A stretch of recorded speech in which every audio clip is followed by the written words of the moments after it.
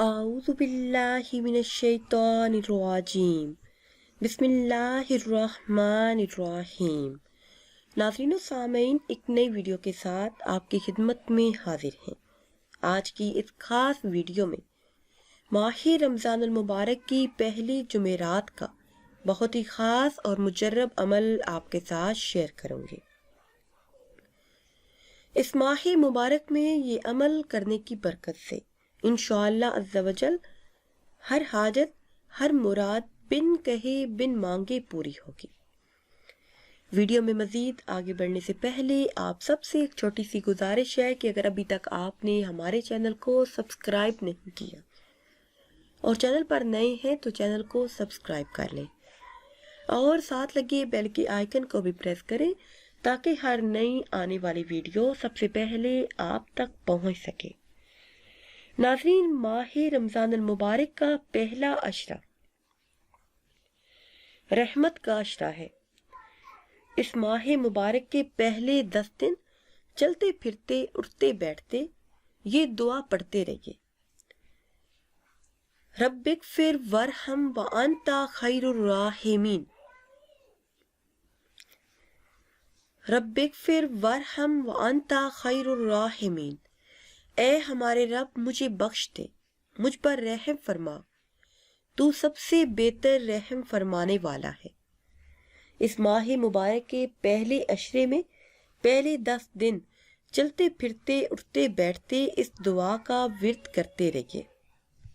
ناظرین و سامعین، ماہ رمضان المبارک کی فضیلت اور اہمیت اس بات سے ثابت ہے کہ حضرت ابو ہریرہ رضی اللہ تعالی عنہ سے روایت ہے کہ رسول کائنات صلی اللہ علیہ وسلم نے ارشاد فرمایا، جب رمضان کی پہلی رات ہوتی ہے تو شیاطین اور سرکش جنات قید کر دیے جاتے ہیں اور دوزخ کے سارے دروازے بند کر دیے جاتے ہیں، پھر اس کا کوئی دروازہ کھلا نہیں رہتا اور جنت کے تمام دروازے کھول دیے جاتے ہیں، پھر اس کا کوئی دروازہ بند نہیں رہتا۔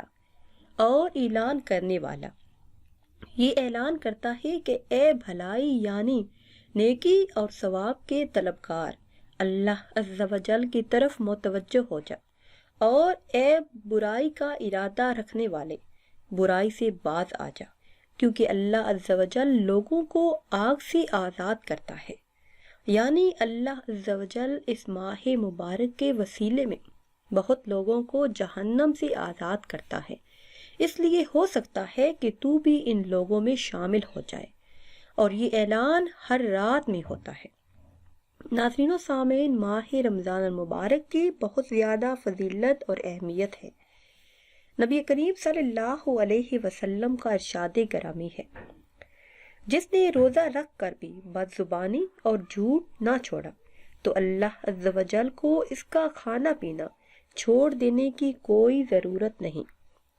اسی طرح حضرت ابو ہریرہ رضی اللہ تعالی عنہ سے روایت ہے، رسول کائنات صلی اللہ علیہ وسلم نے ارشاد فرمایا، جو شخص رمضان کا ایک روزہ بھی بلا عذر شرعی سفر یعنی مرض کے بغیر چھوڑ دے، پھر پوری عمر اس کی تلافی کے لیے روزے رکھے، تب بھی ایک روزے کی کمی پوری نہیں ہو سکتی۔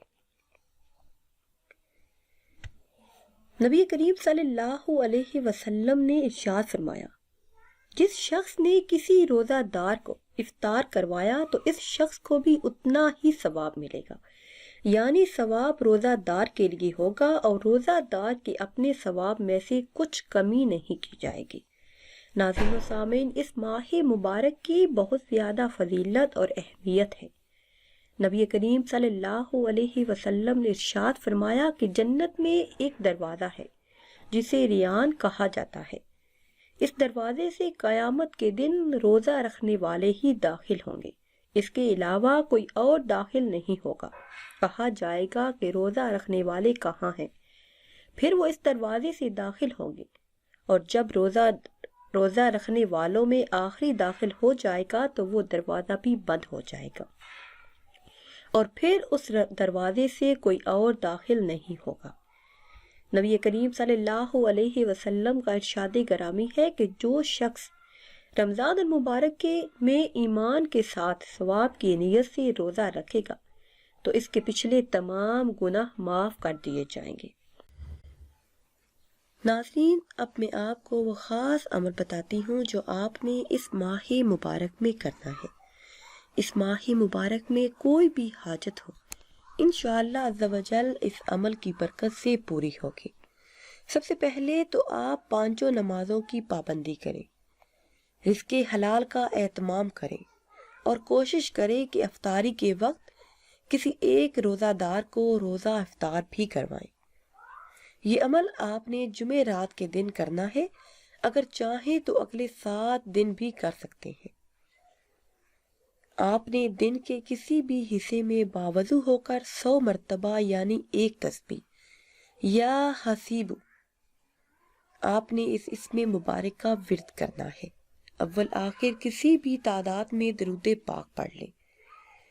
یہ عمل آپ نے پاکی کی حالت میں کرنا ہے اور دل میں اس بات کا یقین رکھنا ہے کہ انشاءاللہ عز و جل جس حاجت کے پیش نظر آپ یہ عمل کر رہے ہیں اسی ماہ مبارک میں وہ حاجت پوری ہوگی۔